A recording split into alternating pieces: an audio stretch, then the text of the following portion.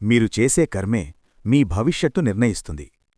ఈరోజు వీడియోలో కర్మ అంటే ఏమిటి, మన జీవితం మీద పుణ్యం పాపం ఎలా ప్రభావం చూపుతాయో ఒక చిన్న కథ ద్వారా తెలుసుకుందాం.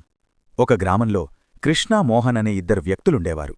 ఒకే ఊరు, ఒకే వయస్సు, కాని ఆలోచనలు మాత్రం పూర్తిగా వేరు. కృష్ణ ఎప్పుడూ నిజాయితీగా ఉండేవాడు. ఎవరైనా కష్టంలో ఉంటే వెంటనే సహాయం చేసేవాడు. తన మాటలతో ఎవరికీ బాధ కలిగించేవాడు కాదు. మోహన్ మాత్రం తన లాభం కోసమే ఆలోచించేవాడు. అబద్ధాలు చెప్పడం, ఇతరులను ఉపయోగించుకోవడం అతనికి అలవాటయ్యాయి.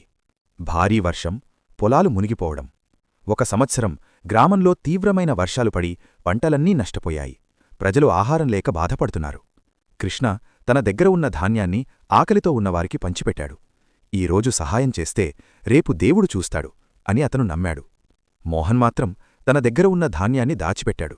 నాకు రేపు అవసరం అంటూ ఇతరుల బాధను పట్టించుకోలేదు. కొన్ని నెలలు గడిచాయి. ఒకరోజు మోహన్ దాచిన ధాన్యం పురుగులుపడి పూర్తిగా నాశనమైంది. తినడానికి కూడా అతనికి ఏమీ మిగలలేదు. పంచిపెట్టిన కృష్ణ ఇంట్లో మాత్రం ఎప్పుడూ లోపం రాలేదు. శాంతి, సంతోషం అతని జీవితంలో నిలిచాయి. అప్పుడు మోహన్కు తాను చేసిన తప్పు అర్థమైంది.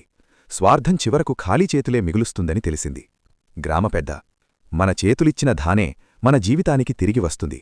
సహాయం చేసిన చేతికి లోటుండదు. స్వార్థంగా దాచిన చేతికి చివరకు ఖాళీ తప్పదు. మన కర్మలే మన భవిష్యత్తును తయారుచేస్తాయి. మంచి కర్మలు జీవితాన్ని తేలికగా చేస్తాయి. చెడు కర్మలు జీవితాన్ని భారంగా మారుస్తాయి. Thank you for watching. ఈ వీడియో మీకు నచ్చితే లైక్, షేర్ అండ్ సబ్స్క్రైబ్ చేయండి.